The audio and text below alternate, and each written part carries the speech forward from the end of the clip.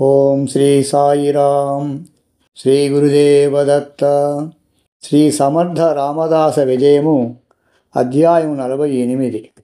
ఓం గం గణపతయే నమః. ఓం శ్రీ సరస్వత్యై నమః.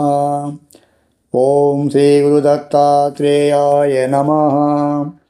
శ్రీరామ జయ రామ జయ జయ రామ. రాజాపుర నివాసి ముంజే గారికి రక్షణ. శ్రీ నిత్యానంద యోగి నమస్కరించి, విద్యాసాగరుడు, గురుదేవా, శ్రీ సమర్థుల భక్తరక్షణ అద్భుతంగా ఉన్నది, మరికొన్ని లీలలు వినిపించగోరతాను అని చేతులు జోడించి ప్రార్థించాడు. వారిలా చెప్పుచున్నారు: విద్యాసాగర, వారి కార్యమే భక్తరక్షణయే. ఒకసారి శివాజీ మహారాజు చాపల్ మఠముకు వచ్చి గురుదర్శనం పొంది ఉన్నారు. అదే సమయంలో శ్రీ సమర్థులు ఉన్నట్లుండి కూర్చున్న చోటి నుండి లేచి నిలబడినారు. కళ్ళు మూసుకొని చేతులు మాత్రం కదిలిస్తున్నారు. శివాజీ గారికి ఏమీ అర్థం కాలేదు. చూస్తుండగానే శరీరం నుండి నీరు కారుచున్నది. కట్టుకున్న దోవతి తడిసి ముద్దగా అయి నీరు నేలపై కారుచున్నది. కొంతసేపటికి కన్నులు తెరిచారు. శిష్యుడు పొడిబట్టలు తీసుకుని రాగా, స్నానం చేసిన తర్వాత కట్టుకుంటాను, ఒంటిపైనంతా సముద్రపు ఉప్పు గరగరమంటుందన్నారు. సముద్రమేమిటో ఉప్పేమిటో శివాజీకి అర్థం కాలేదు. ఏమిటి స్వామి, మీరు చెప్పింది అర్థం కాలేదు అనగా, నేటికి 15వ రోజునకు నీకు అర్థం కాగలదు అన్నారు. రాజుగారు అప్పటికి తిరిగిపోయినారు. బహు ఉత్సాహంతో 15వ నాడు చాపలకు వచ్చి ఆ విషయం తెలుసుకోవాలని కుతూహలంతో ఉన్నారు.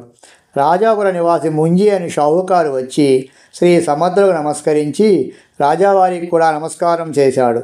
శ్రీ సమర్థులు తమరెవరు, ఏ ఊరు నుండి వచ్చారనగా, ఆయన సమాధానం చెప్పి, శ్రీ సమర్థుల వారి కృప వలన నేను ఈ రోజున రాగలిగి తిని అన్నాడు. రాజాగారు ఏమి జరిగింది వివరంగా చెప్పమని కోరగా ఆయన చెప్పారు: నేను 15 రోజుల క్రిందట సముద్రంలో ఓడలో ప్రయాణిస్తుంటే పెనుగాలి తుఫాను వచ్చి ఓడ మునిగిపోయే పరిస్థితి ఏర్పడింది. అందరూ ప్రాణాలపై ఆశ వదులుకున్నారు. శ్రీ సమర్థుల వారి భక్తరక్షణ గురించి లోగడ విన్నాను, కానీ వారిని దర్శించలేదు. అయినా ఆపద సమయంలో వారు నా మనసులో గుర్తుకొచ్చారు. నేను వెంటనే, స్వామి సమర్థ, ఈ పరిస్థితిలో మాకెవరూ దిక్కులేరు, తమరే కాపాడాలి అని కన్నులు మూసి ప్రార్థించాను. ఆ సమయంలో వీరు సముద్రపు నీటిలో దిగి మా ఓడను ఒడ్డుకు చేర్చి ఆకాశ మార్గంగా అదృశ్యమైనారని తెలుపగా రాజుగారితో సహా అందరూ ఆశ్చర్యంలో మునిగినారు. ఆ రోజు అందుకనే సముద్రపు ఉప్పు నీరు ఆయన ఒంటిపై కనిపించాయి అనుకున్నారు. ఎన్నో వింతలు విశేషాలు మాట్లాడుచూ శివాజీ తన సంకట సమయాల్లో గురుదేవులు ఎలా ఆదుకున్నారో తెలుపుకుంటూ 3 రోజులు అక్కడనే ఆనందానుభూతిని పొందినారు. దొంగలకు బుద్ధి మార్పు. విద్యాసాగర, మహాత్ములకు భూమిపైన ఆచరించదగినది కర్తవ్యమై ఉన్నది ధర్మ సంస్థాపనము. దానికి గాను వారు దుష్టగుణములకు శిక్షణ అనగా, దుర్బుద్ధి గల వ్యక్తులకు ఏదో ఒక మహిమ ద్వారా బుద్ధులను మార్చుదురు. అప్పుడు వారు సన్మార్గములో నడవగలరు. అందులకే సకల శక్తి యుక్తులను శ్రీ సమర్థులు సందర్భోచితంగా ఉపయోగించేవారు. వడగాంలో పూర్వ గురువైన కృష్ణమ్మ గారి పుణ్యతిథి సందర్భంగా జయరామ స్వామి వచ్చి శ్రీ సమర్థులను ఆహ్వానించి తీసుకువెళ్ళారు. ఉత్సవాలు ఘనంగా జరుగుతున్నవి. పౌర్ణమి తిథి రోజు శ్రీ సమర్థులు, జయరాం, రంగనాథుకు చెప్పావా అని అడిగారు. ఇదిగో ఇప్పుడే చెప్పుతానని వెంటనే మనసులోనే సంకల్పం చేసి మనసారా ఆహ్వానించాడు. ఆ సమయంలో రంగనాథస్వామి భాగ్యనగరంలో సంకల్పం చెప్పి స్నానం చేస్తున్నారు. వెంటనే ఈరోజు కృష్ణప్ప గురువు పుణ్యతిథి, వడగాం పోవాలి అని అక్కడ ఉన్నవారితో చెప్పారు. ఎక్కడ భాగ్యనగరము, ఎక్కడ వడగాం స్వామి, మధ్యాహ్న భోజనానికి ఎట్లు పోగలరని వారు ఆశ్చర్యపోయారు. శ్రీ రంగనాథస్వామి వెంటనే తయారై తన గుర్రమెక్కినారు. వారి చేతుల్లో విల్లు, అంబులు, కత్తి, డాలు అన్నీ ధరించేవారు. అలా వారు బయలుదేరి శరవేగంగా వస్తూ కొండగుట్టల మధ్యలో అడ్డదారిలో గుర్రాన్ని ప్రవేశపెట్టారు. అక్కడ 50 మంది అడవి దొంగలు గుర్రాలపై వచ్చి స్వామిని చుట్టుముట్టారు. ఆయన వంటిపైనున్న నగలు, వస్త్రాలతో సహా వారికి ఇమ్మన్నారు, లేకుంటే చంపేస్తామన్నారు. రంగనాథస్వామి వారితో ఒక ఒప్పందం చేసుకున్నారు. నేను ఒక బాణం వేస్తాను, దానిని తిరిగి తెచ్చి నాకు ఇయ్యాలని చెప్పారు. ఇంతే కదా అని ఒప్పుకున్నారు దొంగలు. అలా చేయలేకపోతే నా మాట మీరు వినాలి అన్నారు స్వామి. అదెంత పని అనుకున్నారు దొంగలు. రంగనాథ స్వామి బాణం సంధించి కొట్టగా అది ఒక వృక్షంలోకి చొచ్చుకుపోయింది. ఆ బాణాన్ని తిరిగి తేవడానికి వారంతా కలిసి ఎంత ప్రయత్నం చేసినా అది రాలేదు. చివరికి వారు కాళ్ళబేరానికి వచ్చారు. ఓడిపోయాను ఒప్పుకున్నారు. అప్పుడు స్వామివారు దాన్ని ఎడమ చేత్తో లాగేశారు. ఆ దొంగలందరూ ఇతడు మహాత్ముడని పాదాలు పట్టి మమ్మల్ని క్షమించమని ప్రార్థించారు. నేను కాదు, మా గురుదేవులున్నారు, వారు క్షమించాలి మిమ్మల్ని అని వారందరినీ తీసుకొని వడగాముకు వచ్చి చేరారు. ఇక్కడ శ్రీ సమర్థులు అందరికీ భోజనాలు పెట్టించి రంగోబా వస్తే గాని నేను భిక్ష చేయనని కూర్చున్నారు. జయరాం స్వామి కూడా వారితో పాటుగా ఉపవాసం ఉన్నారు.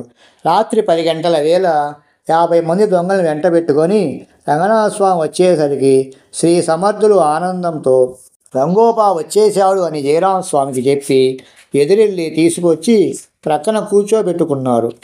అందరూ కలిసి అప్పుడు సంతోషంతో భోజనాలు చేశారు దొంగలతో సహా. తర్వాత రంగోబా స్వామి దొంగలను పరిచయం చేసి శ్రీ సమర్థులకు అడవిలో జరిగిన విశేషాన్ని చెప్పారు. శ్రీ సమర్థులు విని నవ్వుచూ దొంగల వంగ దృష్టి సారించగా వారందరూ పశ్చాత్తాపముతో క్షమాపణలు కోరి నమస్కరించారు. వారందరికీ శ్రీ సమర్థులు హితబోధ చేశారు. పరుల సొమ్మును దోచుకుని తినడం ద్వారా పాపము కలుగును. ఆ పాపము మరి యొక్క పాపమునకు ప్రోత్సాహమిచ్చును. ఆ విధంగా జీవునికి భగవంతునికి మధ్య దూరము పెరిగిపోవును. కావున సర్వ పాపములను పరిహారం చేసే శ్రీరామ నామమును స్మరిస్తూ కాయకష్టం చేసుకొని జీవించండని వారికి బోధించారు. వారప్పుడు మాకు ఎక్కడైనా భూమి లభిస్తే వ్యవసాయం చేసుకొని భార్యాపిల్లలతో బ్రతకగలమనగా సజ్జనగడుకు రమ్మని ఆ ఏర్పాటు చేయిస్తానని వారికి అభయప్రదానం చేసినారు. చనిపోయిన గుర్రమును బ్రతికించుట. తరువాత రాత్రి సమయం వృధా పోకుండా శ్రీ సమర్థులు రంగోబా వారిని కీర్తన జరపమని ఆజ్ఞాపించినారు.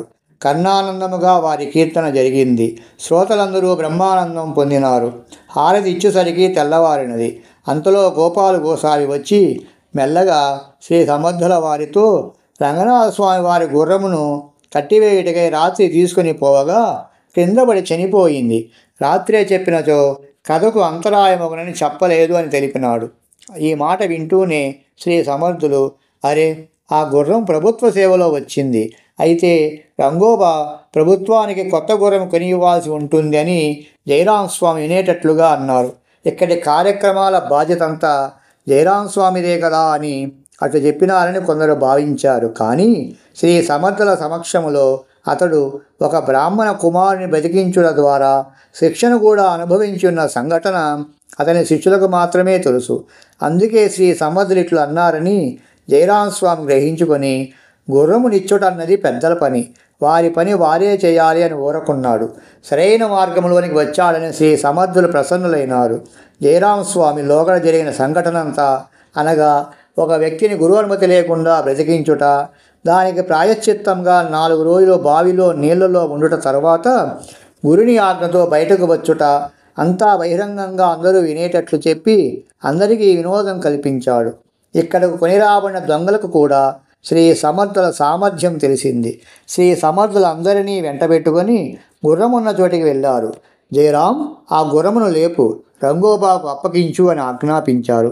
తమ ఆజ్ఞని వారికి నమస్కరించి జయరాం పోయి ఆ చనిపోయిన గుర్రముపై చేయి నుంచి, నాన్న, సమర్థుల వారి ఆజ్ఞ అయినది, ఇక లెమ్ము, గురుదేవుల ఆజ్ఞ పాటించు, అమర్యాద చేయకు అంటూ ప్రార్థనాపూర్వకమైన ఆదేశం ఇచ్చాడు. వెంటనే అందరూ చూస్తుండగానే గుర్రము కాళ్ళు, చెవులు, జూలు, తోక విదిలించుకొని ఒక్కసారిగా లేచి సకిలించింది. తరువాత శ్రీ సమర్థులు గుర్రము వెన్నుపై చేయి నుంచి, నాన్న, ఈ రంగనాథస్వామి యొక్క సేవకై నీ నియామకం జరిగింది, మధ్యలో మరణిస్తే ఎలాగా? నీ సేవను పూర్తిగా చేసి జన్మను తరింపచేసుకో అని ఆశీర్వదించారు. ప్రజలంతా ఆశ్చర్యంగా ఈ దృశ్యాన్ని తిలకించి ఈ స్వాములందరూ సమర్థులే అని కీర్తించారు. తర్వాత దొంగలకు ప్రసాదం ఇచ్చి ఇకపైన దొంగతనం చేయవద్దని వారికి తగు సలహాలను ఇచ్చి ఆశీర్వదించారు. వారి జీవితాలు మార్చినందుకు స్వాములందరికీ వందనాలు చేసి వారి వద్దనున్న ఆయుధాలన్నింటినీ అక్కడనే శ్రీ సమర్థుల పాదాల వద్ద విడిచి వెళ్ళారు. తరువాత 4 రోజుల ఉత్సవాలను నిత్యము స్వాములందరి కీర్తనములు, ప్రసంగములతో జయప్రదం చేశారు.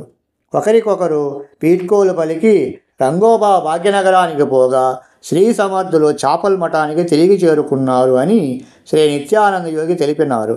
దీని మూలంగా ఎన్ని సిద్ధులు లభించినా శిష్యుడు గురువు అనుమతి లేక వారిని ప్రదర్శించరాదు అనేది విషదమగుచున్నదని విద్యాసాగరునికి తెలిపి, అంతేకాదు సిద్ధులన్నింటినీ గురుచరణాల యందు సమర్పించినప్పుడు తానే సిద్ధుడైపోతాడు. ఎట్లనగా ఈ శక్తులు నాకున్నాయనే అహము లేదు కాబట్టి శుద్ధుడవుతాడు. అప్పుడే అసలైన సిద్ధత్వం ప్రాప్తిస్తుంది.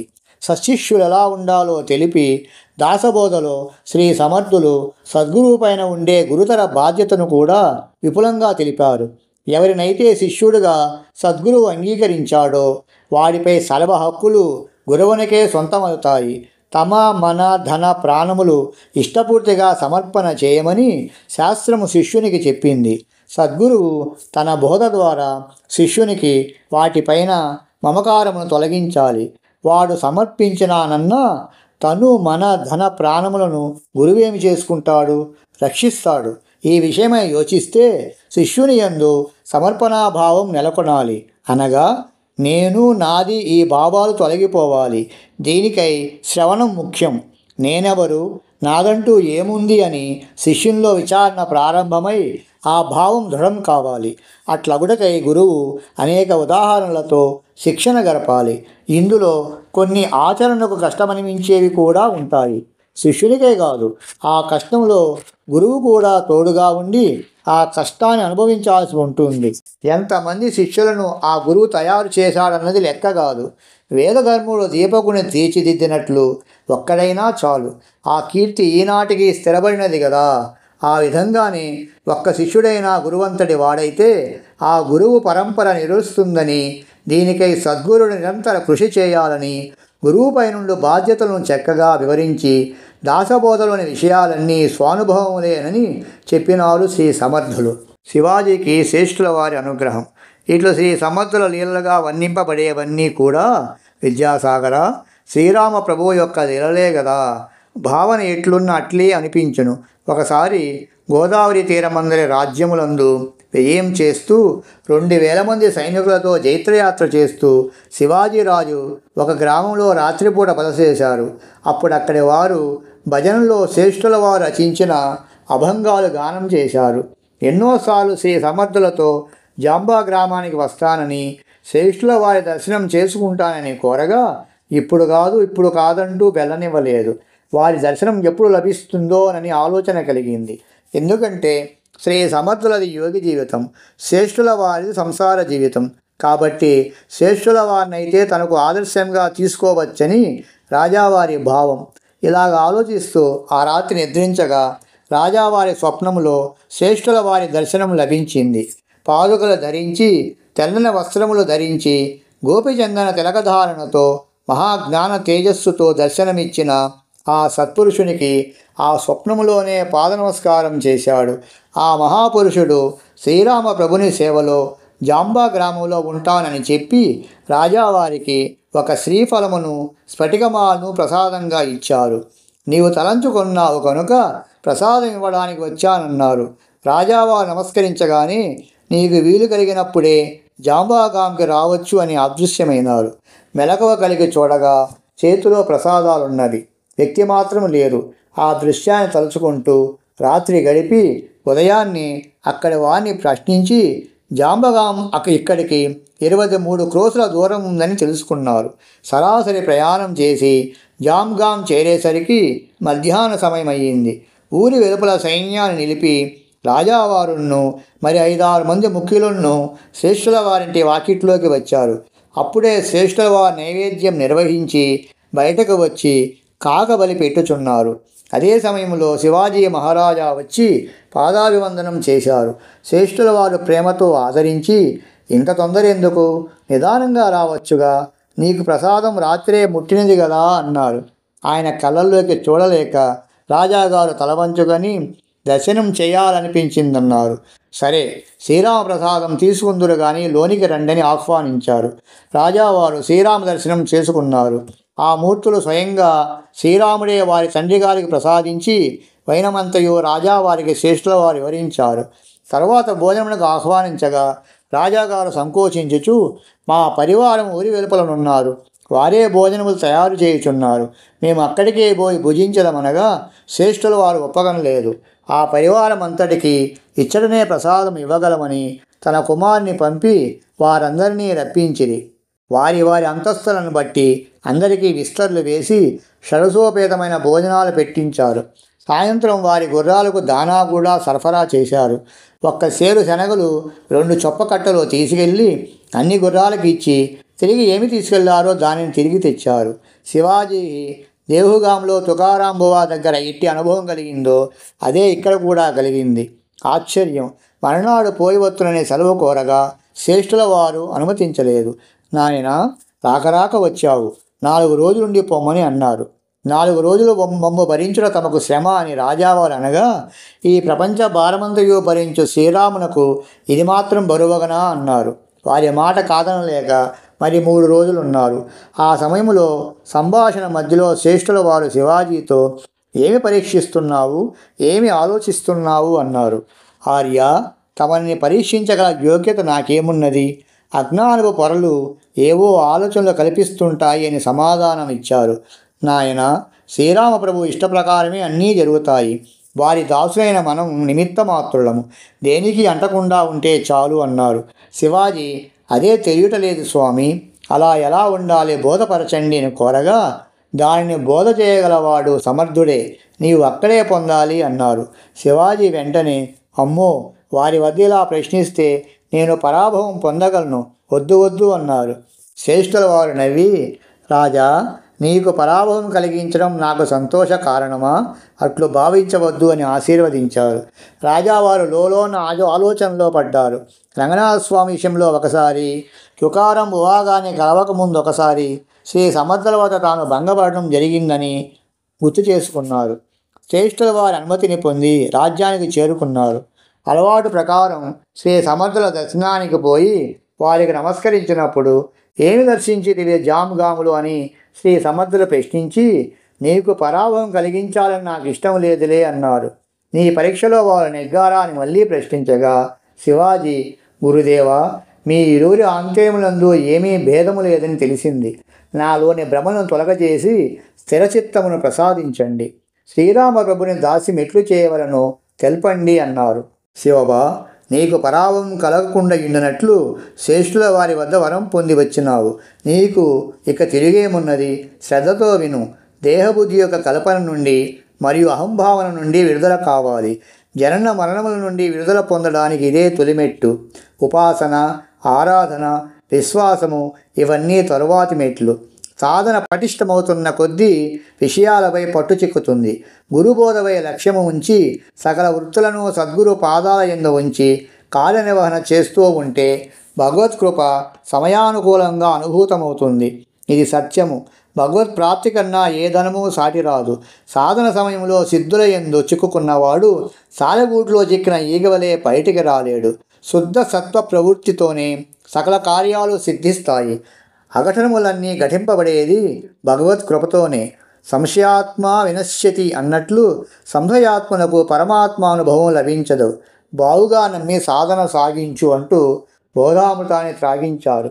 తరువాత శివాజీరాజు సంశయములన్నీ వదిలి శ్రీ గురుచరణాలే తనకు శరణమని నమ్మికతో తిరిగి రాజ్యానికి చేరుకున్నారు అని తెలిపి నిత్యానందులు జయ జయ రఘువీర సమర్థ, శ్రీరామ జయ రామ జయ జయ రామ అని నామస్మరణ చేశారు. అందరూ శృతి కలిపినారు. ఇది విద్యాసాగర శ్రీ నిత్యానంద యోగి సంవాద రూపమున శ్రీ దత్తాత్రేయ సంప్రదాయ శిష్య పరంపరలోని శ్రీ శ్రీ శ్రీ స్వామి విఠలానంద సరస్వతి మహారాజ్ విరచిత శ్రీ సమర్థ రామదాస విజయములోని 48వ అధ్యాయము సంపూర్ణం. ఓం శాంతి శాంతి శాంతి.